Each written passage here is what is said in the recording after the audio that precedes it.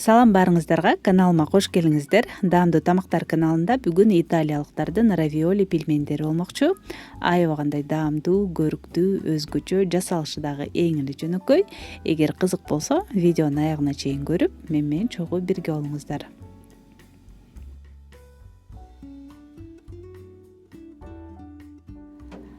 Эң алгач камырын жууруп койсок, ал үчүн бизге 100 грамм шпинат чөбү керек. Дал ушул чөп биздин камырыбызды жашыл түскө боеп бермекчү. Андыктан 50 мл сүт куюп, майдалап, ширесин чыгарып, эзип алышыбыз керек.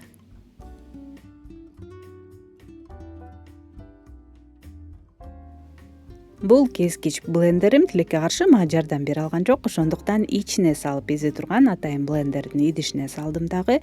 3 аш кашык өсүмдүк майын жана 2 жумуртканы чактым. Ошондой эле 2 жумуртканын сарысын гана кошобуз дагы. Бардыгын жакшылап эзип салабыз.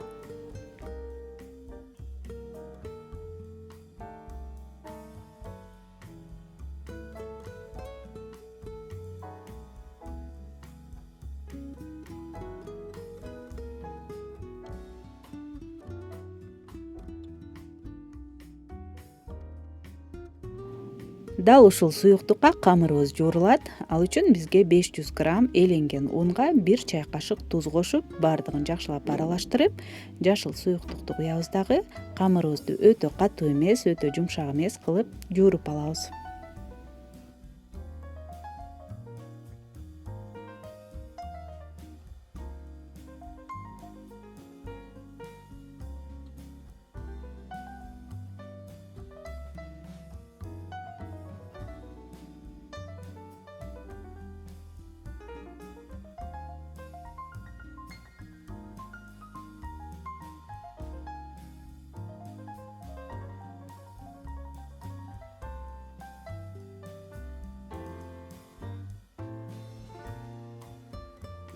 Мына ушундай аябагандай көрүктүү сонун камыр болот. Эми бетин жаап 30 мүнөттөй муздаткычка коюп турабыз. Ага чейин толтурмабызды даярдап алсак болот.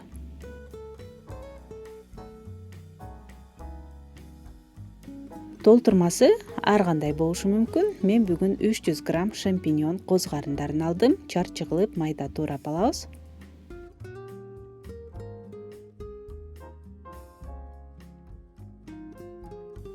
Ошондой эле бул жолу менен 150 граммдай шпинатты дагы майда туурап, эми бардыгын кууруп алышыбыз керек. Табага өсүмдүк майын куюп, май жакшылап ысыганда гана коз карындарды салып, 3-4 мүнөттөй күчтүү отто кууруп алабыз.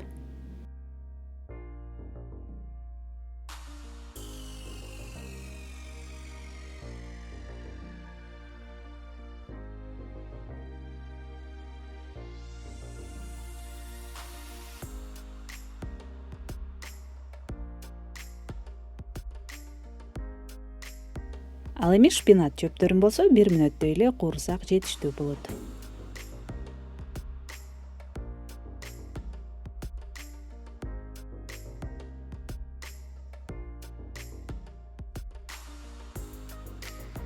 Ал эми равиоли үчүн атайын рикотта сыры колдонулат. Эгер болсо кошсоңуз абдан жакшы. Ал эми мен бүгүн адыгейский сыр менен алмаштырып жатам. 350 грамм сырды сүргүчтөн өткөрүп алдым. Жана бул жака кууруп алган коз карындар менен шпинат чөбүн кошобуз дагы. Татымалдардан бир аз туз. Бул албетте сырдын өзүнө дагы жараша болот. Ошондуктан татымына жараша кошобуз. Бир аз кара мурч кошуп, бардыгын жакшылап аралаштырабыз. Ушу менен толтурмабыз даяр болот.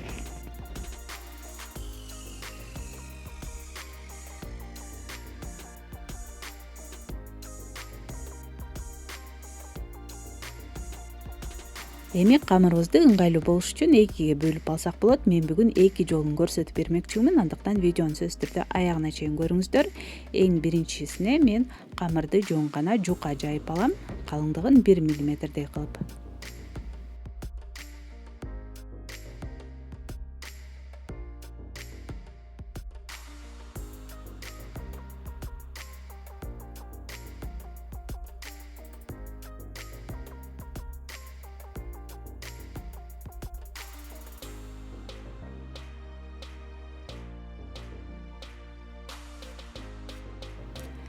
Ал эми жоондугун бирдей кылып баардыгын 4-5 сантиметрден кесип алсак болот. Ошондой эле камырыбызды жабыштырып жатканда бири-бирине жакшы жабыш үчүн жумуртка менен четтерин майлап койсок болот. Бул жерде камырды биз 4 бурчтук кылып тийип алмакчыбыз.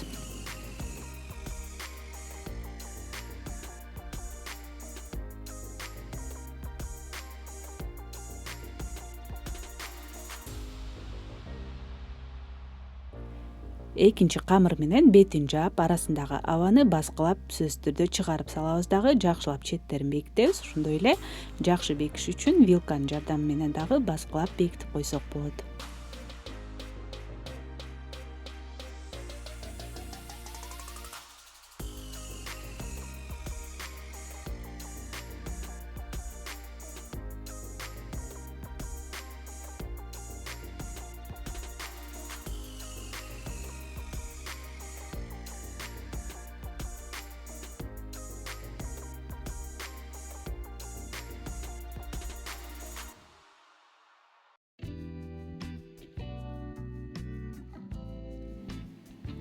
Эми кайнап жаткан сууну туздап, пельмендерибизди салып, болжол менен 3 мүнөттөй кайнатып, дал ушундай жол менен бышырып алсак болот.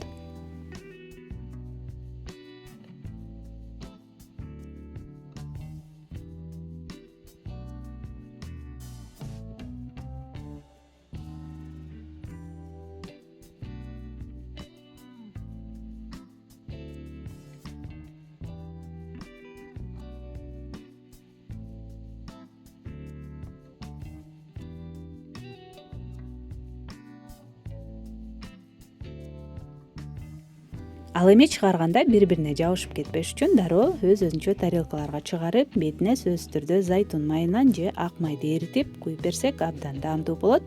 Ошондой эле мен куурулган пияздарды бир аз кошуп койдум. Бул албетте милдеттүү эмес, каалооңузга жараша.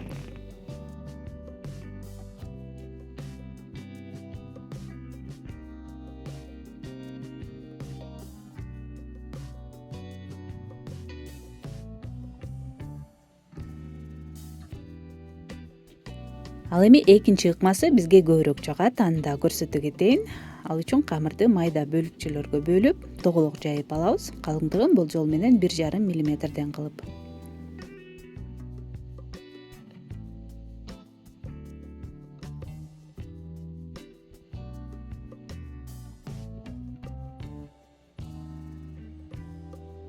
Ошол эле толтурманын жарымын дагы блендер менен эзип алдым, аябай назик, жумшак болуш үчүн.